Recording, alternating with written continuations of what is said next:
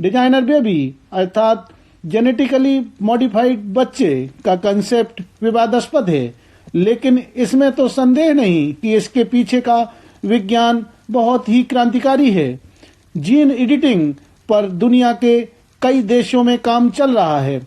भविष्य में gene editing तकनीक के जरिए ही मानव शरीर के खराब हो चुके अंग बदले और ठीक किए जाएंगे एवं इंसानों के जीन में फेरबदल हेराफेरी करके डिजाइनर बच्चे भी बनाए जाएंगे। यहाँ डिजाइनर बच्चे से तात्पर्य यह है कि आप अपने बच्चे में जो खूबियां देखना चाहते हैं वो उसके जीन में फेरबदल करके अर्थात कुदरत के नियम कायदों से छेड़खानी करते हुए डाल दी जाएं। हम सब लोग अपने बच्चे को तेज दिमाग, स्मार्ट और फुर्तीला देखना चाहते हैं, मगर कई बार ये मेहरबानी कुदरत नहीं करती है।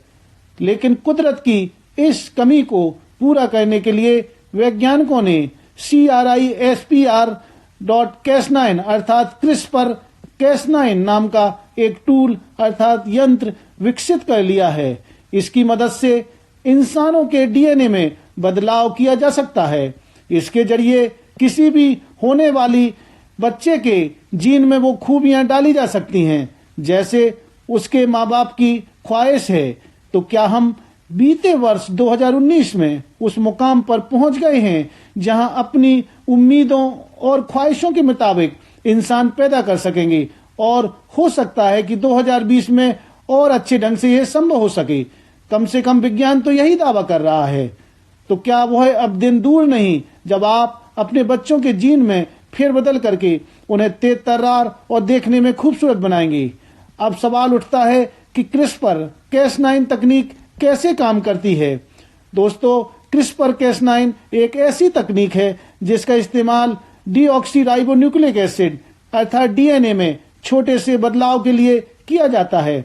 इस तकनीक में डीएनए का कुछ हिस्सा डीएनए कटिंग एंजाइम अर्थात रिस्ट्रिक्शन एंजाइम के द्वारा निकाला जाता है। इसमें पहले मरीज के रक्त से टी कोशिकाएं अर्थात टी लिम्फोसाइट निकाली जाती हैं और फिर टी कोशिकाओं से PD9 प्रोटीन बाहर निकाला जाता है।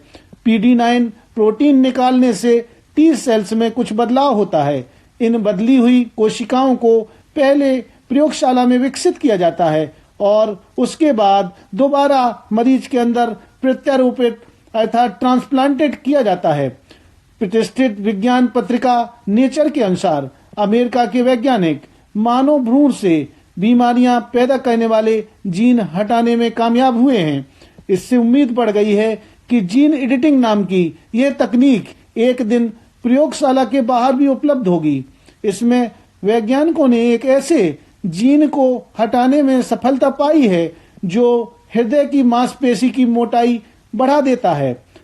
हाइपरट्रोफिक कार्डियोमायोपैथी के नाम से जाने वाली इस बीमारी के चलते खिलाड़ियों की अचानक मौत हो जाती है। देखा जाए तो हर 500 में से एक व्यक्ति को हाइपरट्रोफिक कार्डियोमायोपैथी नाम की यह बीमारी प्रभावित करती है। यह एक खास जीन में होने वाले बदलाव के चलते होती है और अगर माँ बाप में बदले हुए इस जीन की एक प्रतिलिपि अर्थात कॉपी भी बच्चे में आ जाए तो उसे यह बीमारी होती ही है। इस बदलाव को सुधारने से न सिर्फ बच्चा स्वस्थ होगा बल्कि यह भी सुनिश्चित होगा कि जीन में हुआ है बदलाव आगे की पीढ़ियों में न जाए। इस जीन से बदलाव वाले हिस्से को निकालने के लिए वैज्ञानिकों ने हाइपरट्रोफिक कार्डियोमायोपैथी के शिकार एक व्यक्ति के स्पर्म अर्थात शुक्राणुओं और CRISPR-Cas9 अर्थात CRISPR-Cas9 नाम के एक जेनेटिक या जीन एडिटिंग टूल जो डीएनए को उस जगह के नजदीक काटता है जहां जीन में बदलाव हुआ हो का एक साथ अंडाणु से मेल कराया।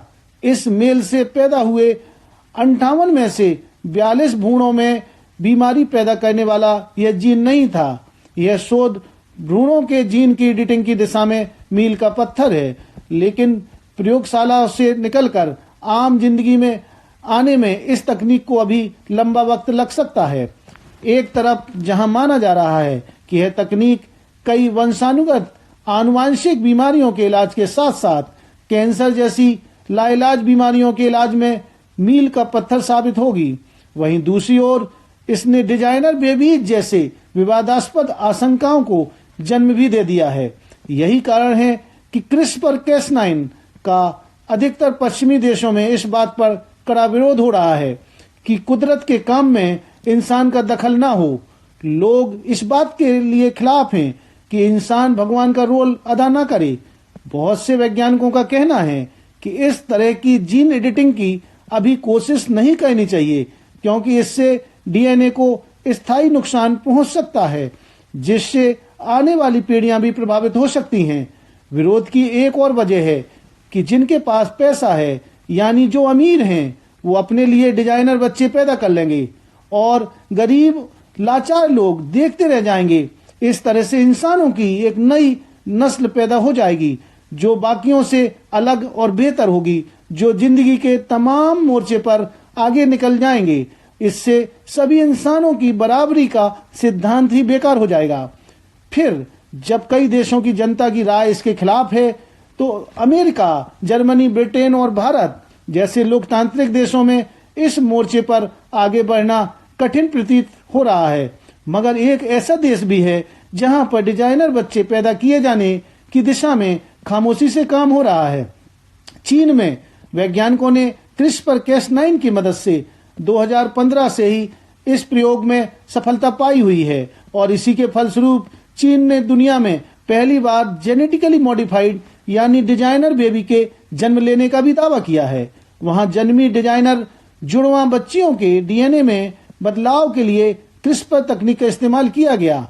दावा यह भी किया जा रहा है कि डिजाइनर बेबी HIV/AIDS से पीड़ित नहीं होगी।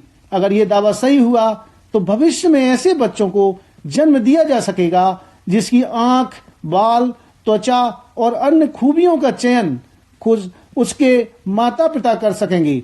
चूंकि चीन में लोकतंत्र नहीं है, इसलिए अगर डिजाइनर बेबी को लेके वहां की जनता की राय अगर अच्छी भी नहीं हुई तो भी सरकार को इसकी फिक्र करने की जरूरत नहीं होगी।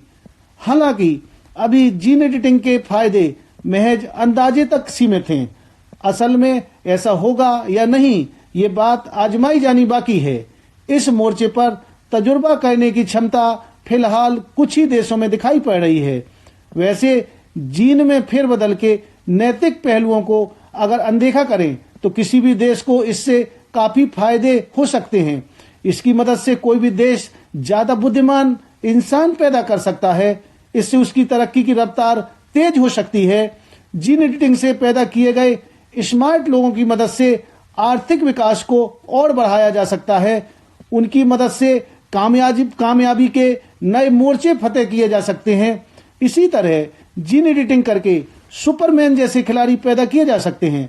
साथ ही इंसानों में अपराध के लिए जिम्मेवार जीन में फेरबदल करके कोई देश अपने यहाँ जुर्म की दर घटा सकता है।